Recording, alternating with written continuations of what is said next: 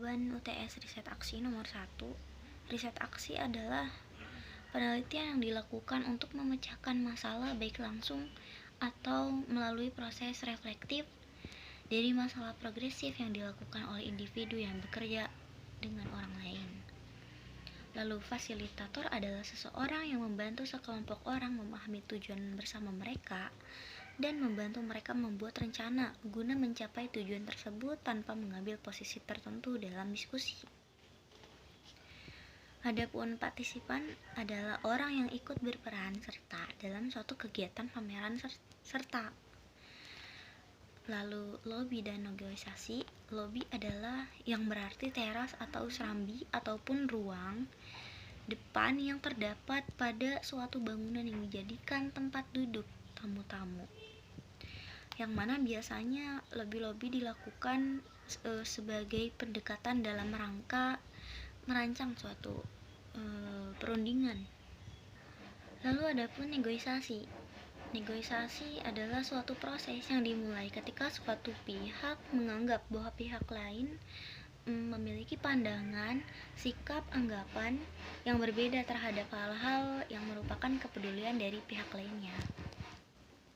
Lalu jawaban UTS nomor 2. Sesuai dengan paradigma fenomenologis, paradigma ini didasari asumsi bahwa realitas sosial berlaku secara khas, subjektif, dan kontekstual secara ruang dan waktu. Sehingga peneliti perlu memahami dengan cara menginterpretasikan fenomena tersebut secara mendalam.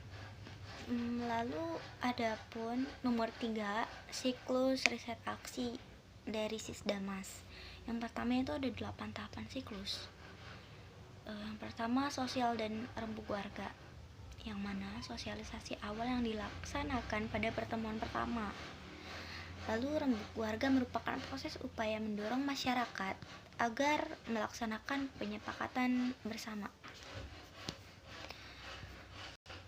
Lalu tahapan selanjutnya adalah refleksi sosial, yang mana substansi refleksi sosial terdiri dari dua olah. Yang pertama itu olah pikir, analisis dan sosial, lalu analisis lingkungan. Yang kedua olah rasa. Lalu ada PESO, pemetaan sosial. Lalu tahapan selanjutnya adalah organisasi masyarakat yang dibangun bersifat organik, berbentuk perhimpunan, itu orgamas ya. Lalu tahapan selanjutnya adalah CANTIP, perencanaan partisipatif. Lalu SIPRO, sinergi program, itu ada 2, perencanaan dan good government. Lalu good government ini terbagi menjadi 3, yaitu pemerintah, masyarakat, dan swasta. Lalu ada PEPRO, pelaksanaan program. Lalu yang terakhir adalah MONEF. MONEF dibagi menjadi 2 ya. Itu rembuk warga untuk MONEF oleh organisasi warga. Lalu laporan himpunan pelaksanaan. Lalu tahapan selanjutnya itu ada 4 tahap. Yang pertama ada sosial RW, refleksi sosial. Lalu tahapan selanjutnya adalah pemetaan organisasi masyarakat, lalu CANTIP dan SIPRO.